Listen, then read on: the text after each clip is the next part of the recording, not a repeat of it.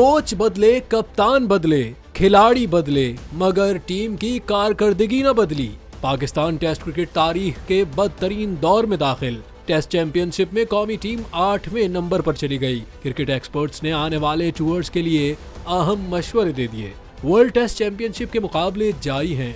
England की team 3 test matches की series के लिए रवां माह पाकिस्तान का रुख करेगी।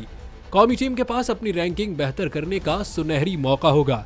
क्रिकेट एक्सपर्ट्स के मुताबिक कौमी टीम के कप्तान शान मसूद को अपनी कारकर्दगी से मुतालिक सोचने की जरूरत है। इंग्लैंड के खिलाफ पाकिस्तान क्रिकेट टीम की कारकर्दगी बेहतर न हुई तो कौमी टीम के ड्रेसिंग रूम में बड़ा उखाड़ पिछाड़ मुतवक्के है। जराये के मुताबिक बांग्लादेश से शिकस्त के बाद शान मसूद की कप्तानी पर भी सवालिया निशान है।